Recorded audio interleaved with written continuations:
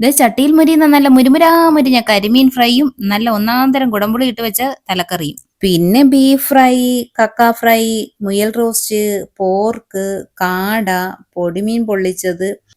അതെല്ലാം കഴിഞ്ഞ് ഇങ്ങോട്ട് നോക്കിയപ്പോൾ ദേ ഈ ചേട്ടൻ തലങ്ങ് മെലങ്ങ് ഇളക്കി മറിച്ച ഞണ്ട് റോസ്റ്റ്. പിന്നെ നല്ല മുഴുത്ത വരാൽ ഫ്രൈയും. ഇതെല്ലാം കൂട്ടി ദേ ഈ മുതലും ചേർത്തൊരു പിടിയങ്ങ് പിടിക്കണം എന്റെ പൊന്നു മക്കളെ. ആഹഹ.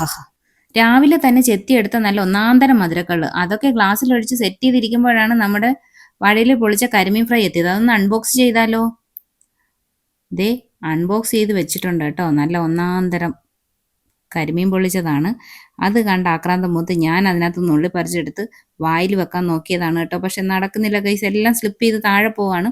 വീണ്ടും അത് നുള്ളിപ്പറക്കി എടുത്ത് ക്യാമറയിൽ കാണിക്കാന്ന് വെച്ചപ്പോൾ വീണ്ടും താഴെ പോയി. പിന്നെ അത് എങ്ങനെയെങ്കിലും ഒരു വിധത്തിൽ വാരി വലിച്ച് അത് ഞാൻ എടുത്ത് തിന്നു. കൊള്ളാം, അടിപൊളി ടേസ്റ്റ് ആണ് കേട്ടോ. ഇത് മോന് വാങ്ങിച്ച കപ്പ ബിരിയാണിയാണ്. അപ്പവും താറാവ് മപ്പാസുമാണ് കേട്ടോ ഞാൻ എടുത്തത്. ഓ, വിശപ്പിന്റെ കാഠിന്യം കൊണ്ട് സ്ഥലം പറയാൻ മറന്നല്ലോ.